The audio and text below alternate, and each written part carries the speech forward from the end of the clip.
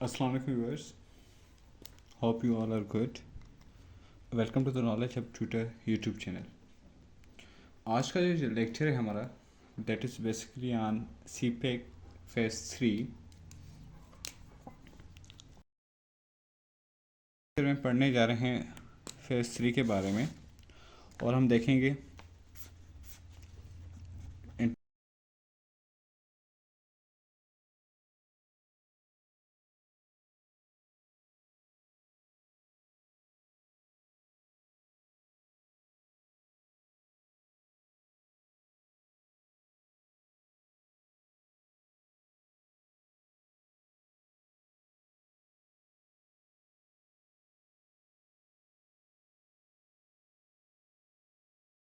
Start with the introduction.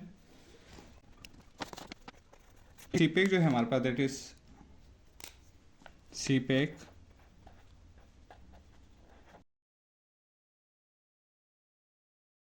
जो है हमारा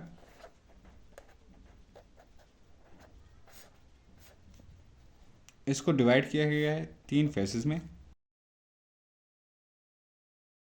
डिस्ट्रीब्यूट किया गया है, जिसमें फर्स्ट वन जो है अर्ली हार्वेस्ट प्रोजेक्ट्स जो आप पढ़ेंगे EHPS और ये कंप्लीट होने थे 2018 तक। उसके बाद जो दूसरे प्रोजेक्ट्स हैं इसके अंदर फेज़ 2 यानी कि शॉर्ट टर्म प्रोजेक्ट्स के अंदर phase 2 that are essential infrastructure projects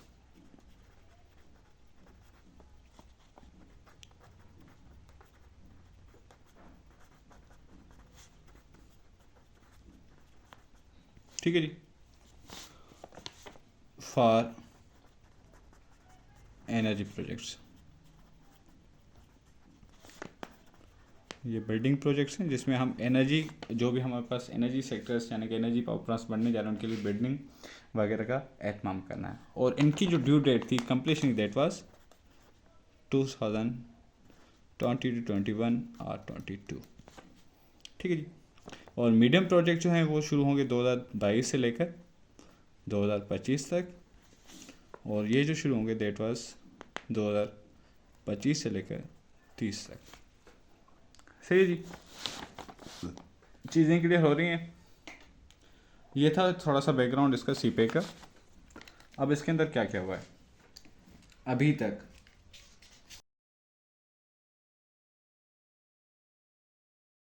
CPEC के अंदर क्या क्या हुआ है, अगर हम बात करें एनर्जी सेक्टर की,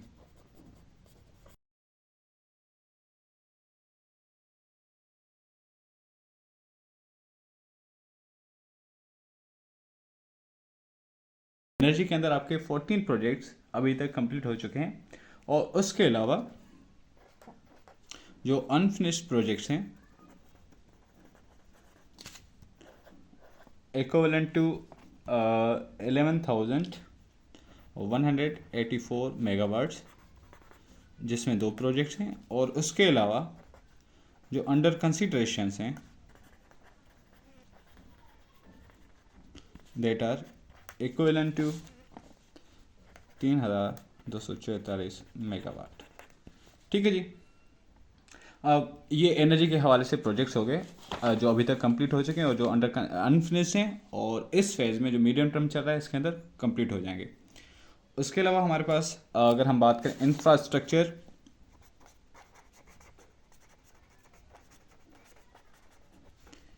एंड ट्रांसपोर्ट प्रोजेक्ट्स की, तो उसमें अभी तक क्या क्या डेवलप्ड हैं मैं आपको वो भी बता रहा हूँ।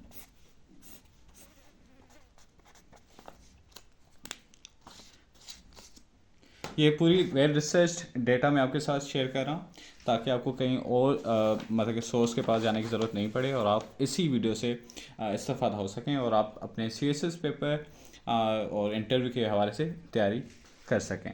और उसके अलावा SPSC जो आपकी प्रोविंशियल लेवल पे सर्विसेज प्रोविंशियल लेवल पे कमीशन सर्विसेज आती हैं उसमें भी आप इसको अगर आपके पास सवाल आता है तो आप उसको बआसानी अटेम्प्ट कर सकें। और उसके अलावा जनरल डिस्कशन के लिए भी आपके पास एक चीज़ होनी चाहिए। ठीक है जी। तो ट्रांसपोर्ट और इंफ्रास्ट्रक्चर के अंदर जो प्रोजेक्ट्स हैं उसमें आपके 6 कंप्लीटेड प्रोजेक्ट्स हैं, 6 कंप्लीट हो चुके हैं, जिसमें जैसे हम बात करें M5 मोटरवे जो सखर से टू मुल्तान है, that is the part of Karachi to Peshawar motorway. उसके अलावा आपका KKH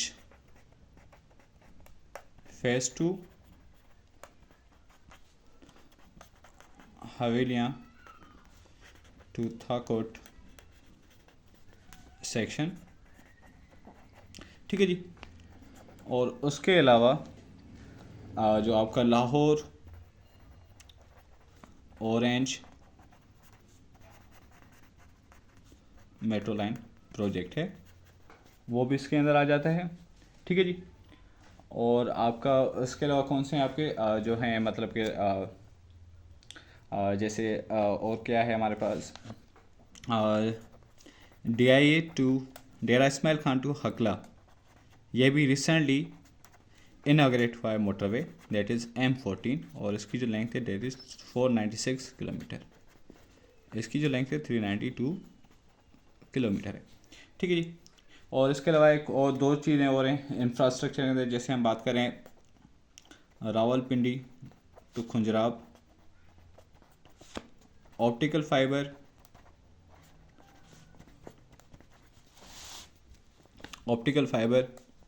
क्रॉस बॉर्डर केबल है हमारे पास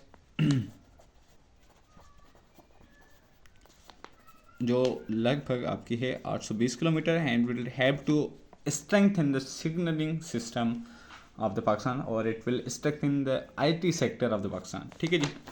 IT सेक्टर को ये बड़ा फ़ायदा देगी और क्वालिटी ऑफ वीडियो और टीवी की क्वालिटी अच्छी बनाने के लिए एक और प्रोजेक्ट है इसके अंदर छठा, वो है digital media that is digital terrestrial multimedia broadband, ठीक है जी। प्रोजेक्ट ये हमारे पास ब्रॉडकास्ट, और ये हेल्प करेगा वीडियो जो टीवी चैनल्स हैं उनकी मतलब के video quality and audio quality को अच्छा बनाने के लिए इट हैज़ कंप्लीटेड। तो 6 प्रोजेक्ट्स आपके इंफ्रास्ट्रक्चर के अंदर कंप्लीटेड हैं और ट्रांसपोर्ट के अंदर।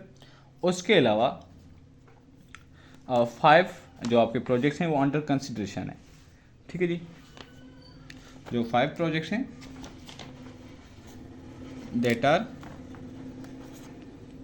अंडर कंसिडरेशन, जिसमें आपका N50 आ जाता है, जो आपका Zhob to IE N50 that is Zhob to Quetta road है, और इसके अलावा और भी रोड्स हैं, ठीक है जी। ये चीज़ें आपको समझ आ रही हैं।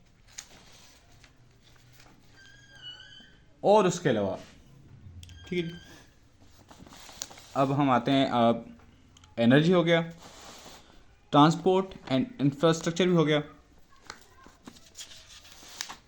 अब अभी तक स्पेशल इकोनॉमिक जोन्स के हवाले से अगर मैं बताऊं, क्या हमारे पास अब तीसरी चीज़ कौन सी है, special economic zone.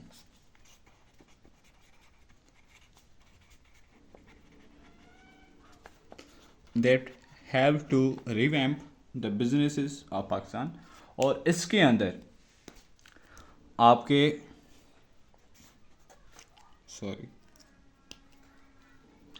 4 unfinished projects हैं जो अब फेज़ 3 में आएंगे और it would be completed by 2025। और आपके 5 प्रोजेक्ट्स, और मैंने इनको पहली वीडियो में डिस्कस कर चुका हूँ कि स्पेशल इकोनॉमिक जोन के अंदर कौन से 4 प्रोजेक्ट्स अभी तक अनफिनिश्ड हैं, जिसमें अल्लामा इकबाल इंडस्ट्रियल सिटी आ जाती है, आपकी फैसलाबाद इंडस्ट्रियल सिटी आ जाती है और बाकी हैं। और इसके अलावा आपके 5 जो प्रोजेक्ट्स हैं वो अंडर कंसिडरेशन है, ठीक है जी। अभी हम प्रोजेक्ट्स के बारे में बताता चल रहा हूँ क्योंकि आपके पास मटेरियल हो, जब आप CSL में अटेम्प्ट दे रहे हैं और CPE का क्वेश्चन आ जाए तो आपके पास ये चीज़ें लाजिम होनी चाहिए। देखिए मैंने आपके साथ बताया कि स्पेशल इकोनॉमिक जोन जो है हमारे पास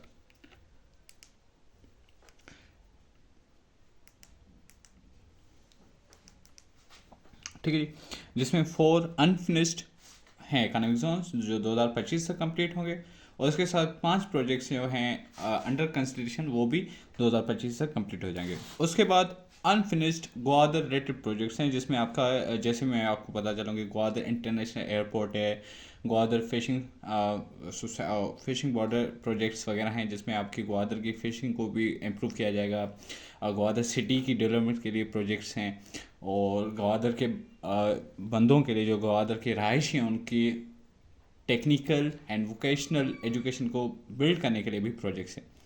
उसके बाद जो हमारे पास है वो है इस social and economic development projects, जिसमें काफ़ी प्रोजेक्ट्स, जिसमें इंक्लूडिंग यानी कि 6 प्रोजेक्ट्स वो कंप्लीट हो चुके हैं, जिसमें Pakistan vocational technical education capacity building project है ग्वादर, वो कंप्लीट हो चुका है। उसके अलावा पोवर्टी एलिवेशन प्रोजेक्ट्स हैं, एमरजेंसी रिलीफ प्रोजेक्ट्स हैं, वगैरह वगैरह।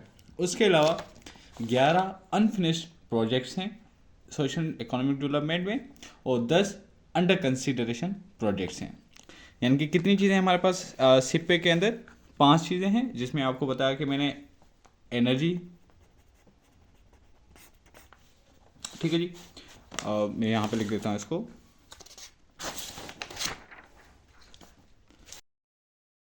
Now it comes the CPEC phase 3,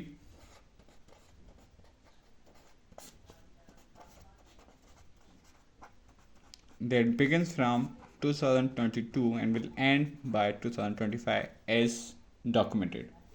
ठीक है जी।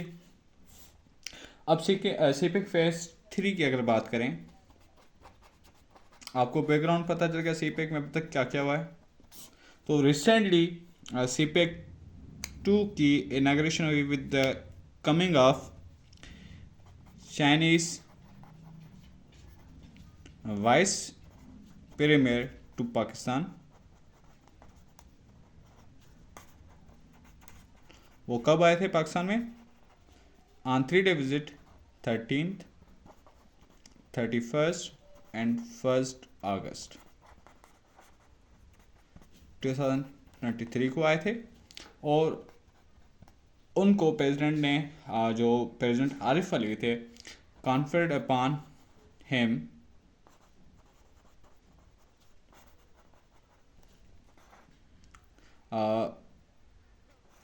Second highest Pakistan civil award, that is Hilal-e Pakistan. आपके लिए क्वेश्चन है जनाब कि पाकिस्तान का highest civil award and military award कौन सा है?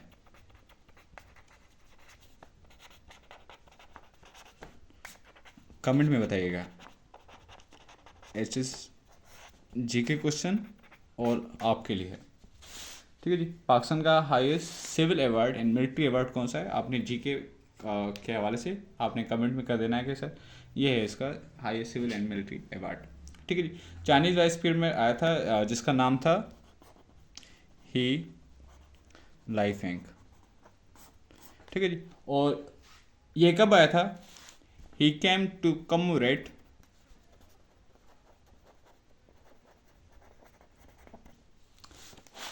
द डिकेड ऑफ सीपेक,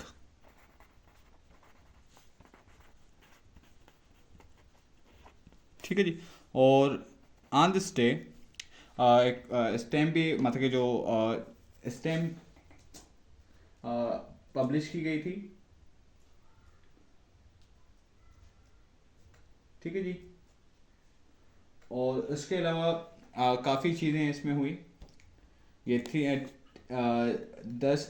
दिनों का विजिट था, ठीक है जी। और इसके अलावा इसके अंदर 6 MOUs साइन किए गए, ठीक है जी, इस विजिट के दौरान। और सेकंड फेज़ 2 को, और सॉरी फेज़ 3 का इनाग्रेट किया गया, ठीक है जी। Inauguration of phase 3।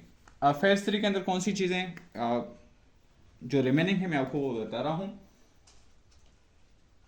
ठीक है जी। अब बात करें जैसे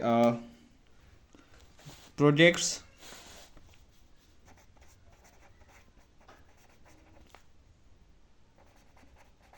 under this phase, medium term projects हैं हमारे,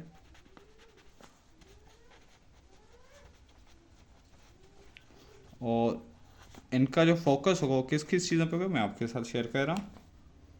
फर्स्ट वन इज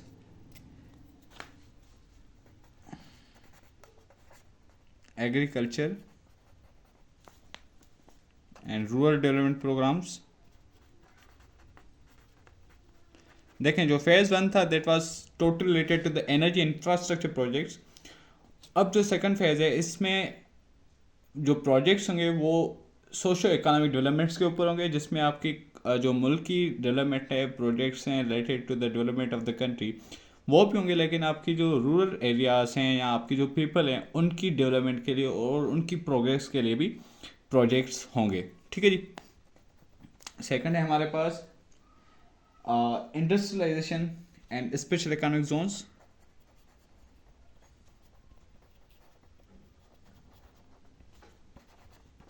और मैंने आपको बताया कि अभी तक जो टोटल प्रोजेक्ट्स हैं इसके अंदर वो कितने हैं, industrialisation and special economic zone के अगर हवाले से हम बात करें इसके अंदर जो आपके होंगे वो 27 प्रोजेक्ट्स होंगे। ठीक है जी। और इसमें जो इसका जो फ़ायदा होगा it will help the country to attract the foreign development and to create the jobs वगैरह वगैरह। एंड और इसमें जो होगा इट कंसिस्ट ऑफ 32 प्रोजेक्ट्स, और जो 9 प्रोजेक्ट्स हैं उनके साथ ये शुरू होगा। ठीक है जी। जैसे मैंने आपको पहले ही बताया 9 जोन्स किसके अंदर है, 9 जोन्स जो मैं ऊपर डिस्कस करके आया हूँ, और पहली वीडियो में जो हमने सीपेक की अपलोड की थी उसमें उसके अंदर भी ये चीज़ें पड़ी हुई हैं। ठीक है जी।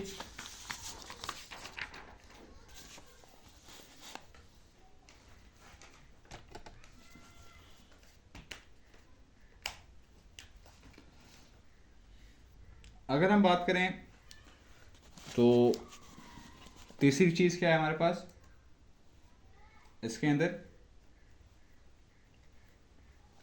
That is Gwadar port. देखें वही प्रोजेक्ट्स हैं जो अनफिनिश्ड एंड अंडर कंसिडरेशन थे। Gwadar port and Gwadar port city development,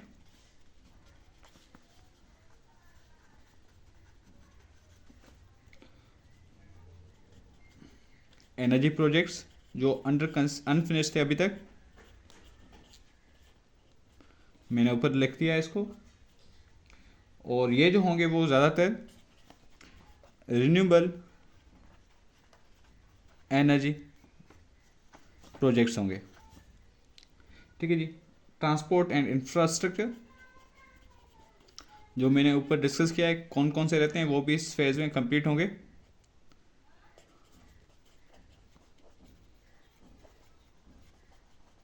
ठीक है जी। And last one is information and communication technology projects, ICT।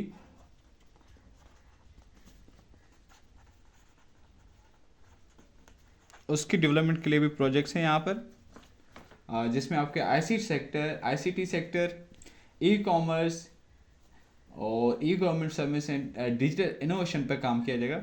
और लास्ट वन इज टूरिज्म। ठीक है जी। और इसके अंदर जो होगा इसमें हम टूरिज्म इंडस्ट्री को बूस्ट किया जाएगा, और टूरिज्म जो भी टूरिस्ट साइट्स हैं वहाँ पर टूरिस्ट इंफ्रास्ट्रक्चर को डेवलप किया जाएगा ताकि आपके कल्चर को प्रमोट किया जाए। ठीक है जी। कल्चर प्रमोशन के लिए होंगे यूज़, और इसके अलावा रिलीजियस टूरिज्म के लिए रिलीजियस टूरिज्म साइट्स होंगी हमारे पास, उनको भी प्रमोट किया जाएगा, और जो हिस्टोरिकल साइट्स हैं पाकिस्तान की उनको भी प्रमोट किया जाएगा। ठीक है जी, तो ये कुछ प्रोजेक्ट्स हैं जो इसके अंदर आ रहे हैं। ठीक है जी, अब क्या है इसके अंदर उसको भी देखेंगे हम।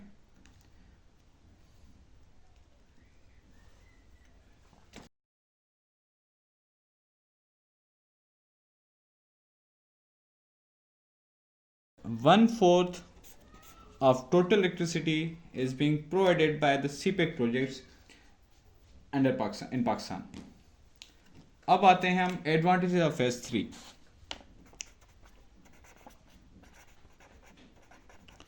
देखें, आपने सवाल अटेम्प्ट करना है तो आपके पास चीज़ें पूरी होनी चाहिए। ठीक है जी, अब इस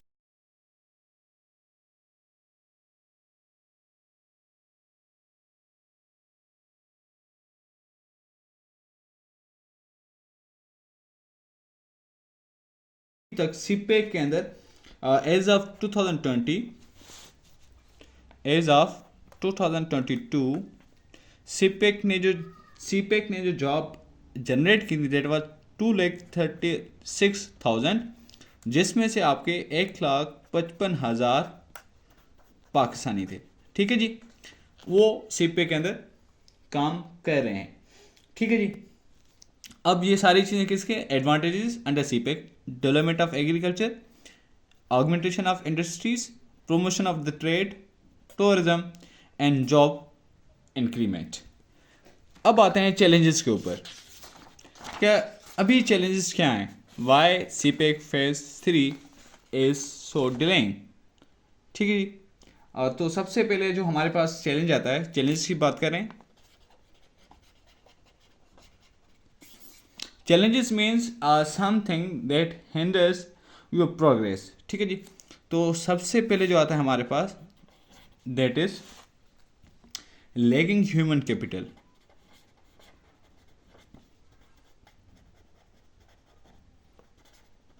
ह्यूमन कैपिटल मीन्स जो आपके ह्यूमन रिसोर्सेज हैं वो बिल्कुल कम है, यानी कि आपके पास जो स्किल्ड लेबर है वो कम है। ठीक है जी, अकॉर्डिंग टू 2019 जो ह्यूमन डेवलपमेंट रिपोर्ट है पाकिस्तान की, उसके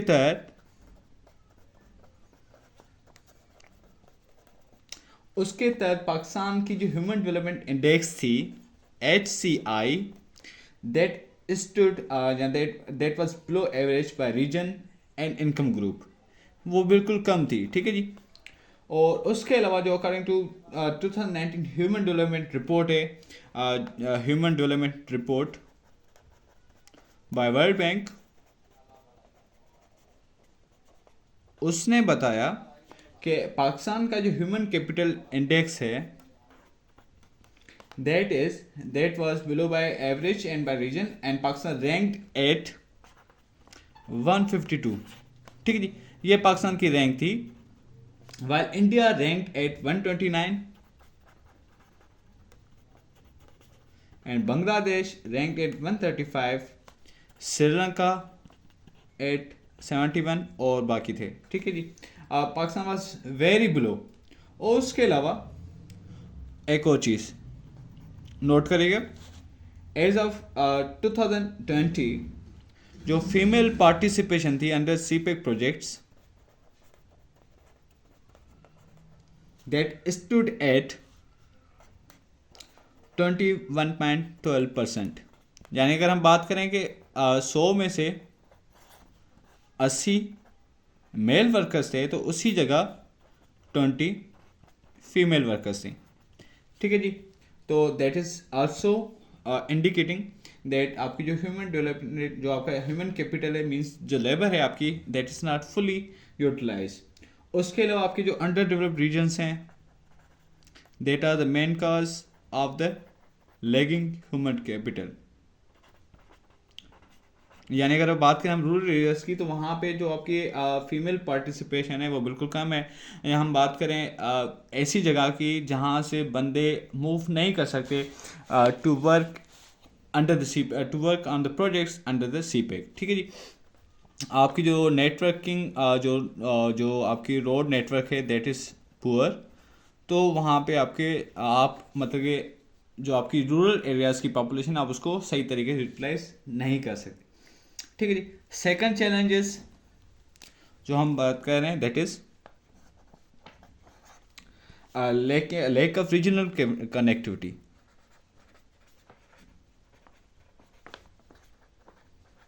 Lack of रीजनल कनेक्टिविटी। जो दोस्त न्यू है इस चैनल पे काइंडली हमारे चैनल को सब्सक्राइब करें और बेल आइकन के बटन को प्रेस करें ताकि आपको फ्यूचर अपडेट्स मिल सकें। ठीक है जी। Rural connectivity with special economic zones is a key to creating the opportunity for the poor to raise their economic status. अगर हम बात करें स्पेशल इकोनॉमिक जोन्स की, अगर उनके बाहर हम बैरियर्स लगा देंगे और रूरल जो पॉपुलेशन है वहाँ पे हम उनको नहीं जाने देंगे तो हाउ दे वुड ग्रो। ठीक है जी। और ये क्या है, that is hindrance to the inclusive growth. अगर हम बात करें नेशनली कि आपकी जो 60% पॉपुलेशन है that lives in rural areas, जो आपके मतलब के रोड से हट करें, जिसमें आपका रोड वगैरह जो हैं वो नहीं है। ठीक है जी। रोड्स वगैरह नहीं है, आपकी रेलवेज नहीं है, तो वो बंदे किस तरीके से आपके पास आएंगे। ठीक है जी। तो आपने क्या करना है, वहाँ पे रोड्स प्रोवाइड करने हैं, आपने वहाँ पे ऐसे प्रोजेक्ट्स लाने हैं जो आपकी रूरल एरियाज़ को कनेक्ट करें विद स्पेशल इकोनॉमिक जोन्स, जहाँ पे आप अपनी लेबर को यूटिलाइज कर सकें। ठीक है जी। उसके अलावा अगर हम बात करें जो आपके हैं 67% of the road in transport जो आपकी है, मतलब अगर बात करें 67% जो भी रोड है वहाँ पे उनका 67% डिटोरेटेड है। आप सब इसके गवाह हैं। आप खुद मतलब इसके विटनेस है। अगर आप पाकिस्तान में कहीं भी जाएंगे रूरल एरियाज़ में तो वहाँ पे जो रोड्स हैं, रोड नेटवर्क है that is very woeful and it needs to be improved. अगर हम बात करें और चीज़ें की, जैसे एग्जांपल है रोड एंड ट्रांसपोर्ट कनेक्टिविटी के हवाले से, तो बहुत सारी सिंध के एरियाज़, पंजाब के रूरल एरियाज़ एंड बलूचिस्तान तो बिल्कुल ख़त्म शुद्ध है। ठीक है जी। अब आती है तीसरी चीज़ जो चैलेंज है, that is unfavourable business environment. देखें जी, आपका जो सीपेक है that would bring the foreign development, foreign investors in your country. तो यहाँ पे अगर आप उनके पास उनको उनके बिजनेस को जो मतलब उनकी साइनिंग है, ऑथराइजेशन, उसको मुश्किल बना देंगे, why would they come here. ठीक है जी। तो इसकी रीज़न क्या है, तो इसके इफेक्ट क्या होंगे आपके, अगर ये चीज़ है आपके पास पूरा डेवलपमेंट एंड अगर आप बात करें पाकिस्तान की अनफेवरेबल बिजनेस एनवायरनमेंट, यानी कि यहाँ पे आपकी जो है मतलब करप्शन होती है। ठीक है जी। तो आप प्रोजेक्ट्स उनको देते हैं जो आपके फेवरेट होते हैं, नेपोटिज्म है यहाँ पे। ठीक है जी। That hinders the good business growth. ठीक है जी। अब इसका इफेक्ट क्या होगा, आपकी जो फॉरेन डेवलपमेंट इन्वेस्टमेंट है that would be low down, जो आपके इनफ्लोज हैं वो कम हो जाएंगे। अगर हम बात करें 2020 के हवाले से, ठीक है जी, अगर हम बात करें 2020 के हवाले से, पाकिस्तान रैंक्ड, जो पाकिस्तान की रैंक थी ईज़ ऑफ डूइंग बिजनेस में,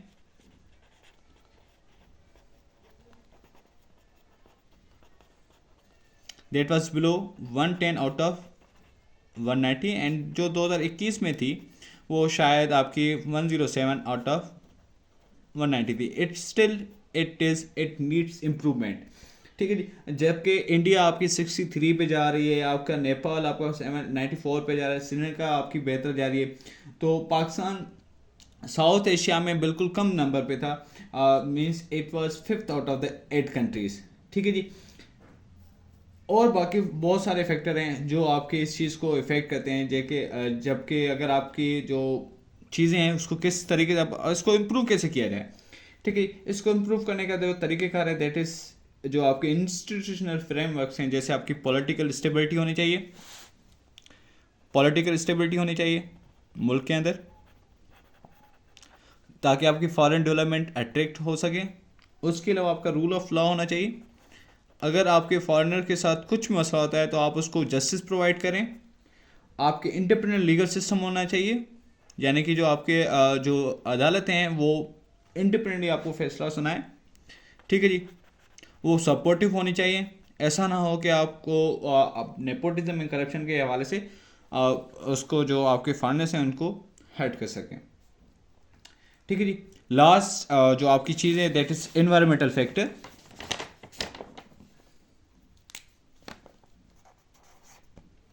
इन्वायरमेंटल फैक्टर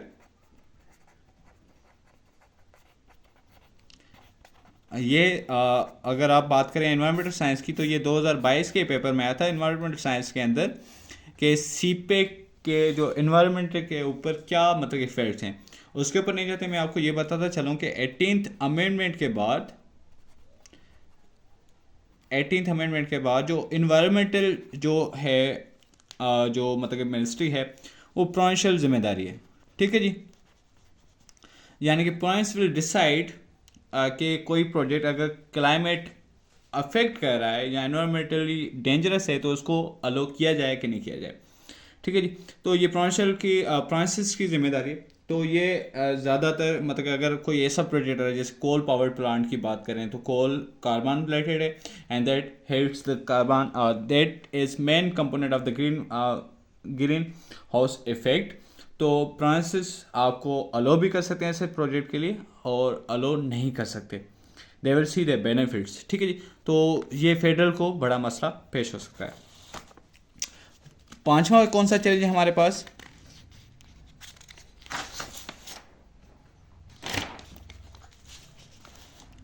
फिफ्थ प्रोजेक्ट हमारे पास रीजनल इंसर्जेंसी।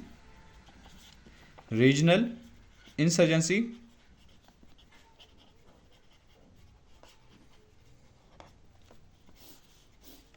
ठीक है जी। अब देखें, जैसे हमारे पास है गवादर हक दो तहरीक बाय मौलवी हिदायतुर रहमान, जो 2023 की इनिशियल डेज में 2022 में बड़ी फेमस थी न्यूज़ चैनल्स पे।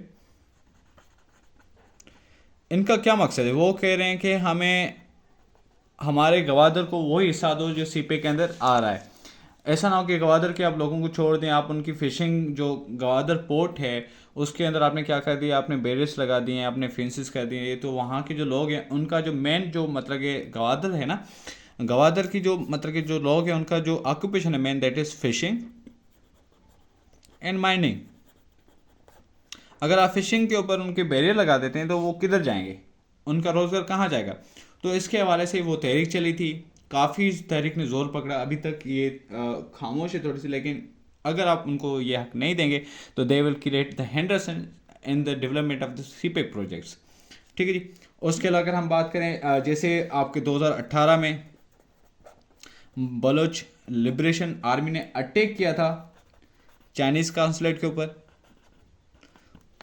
तो आप देखें, अगर आपके चाइनीज़ के ऊपर अटैक होंगे तो चाइनीज़ यहाँ पे कैसे आएंगे, वो किस तरीके से यहाँ पे सीपेक के प्रोजेक्ट्स को मूव ऑन कराएंगे। ठीक है जी। और उसके अलावा अगर हम बात करें 2020 की कराची स्टॉक एक्सचेंज पे जो हमला हुआ था, बाहर वाले लोग देख रहे हैं आपको।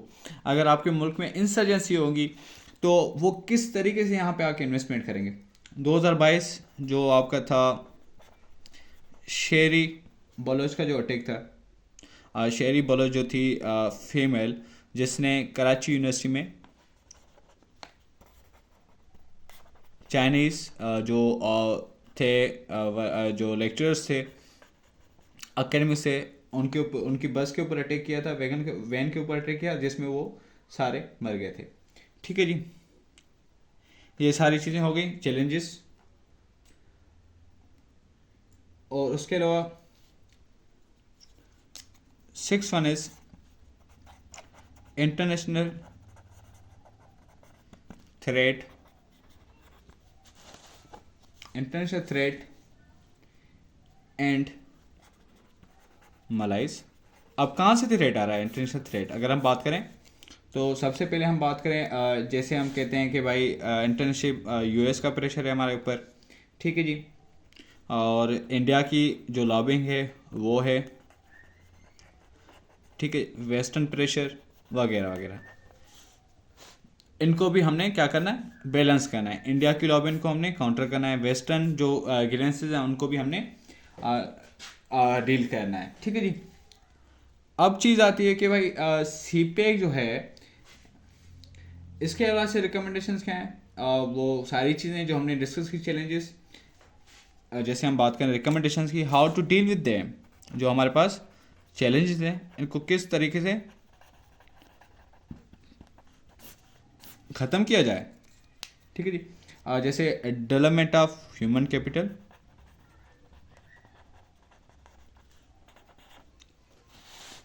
डेवलपमेंट ऑफ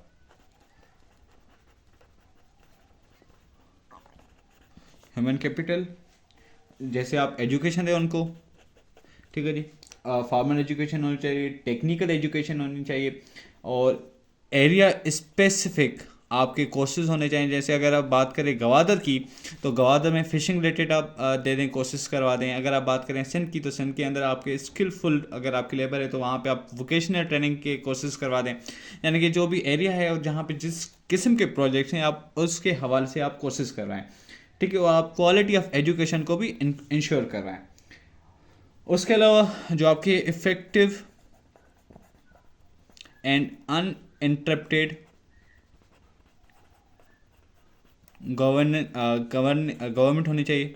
ऐसा ना हो कि 2 साल एक गवर्नमेंट चलिए, उसके बाद दूसरी गवर्नमेंट आए तो उसकी पॉलिसीज चेंज हो with respect to China, with respect to CPEC. ठीक है जी। उसके बाद आपका जो है इम्प्रूवमेंट ऑफ लीगल सिस्टम,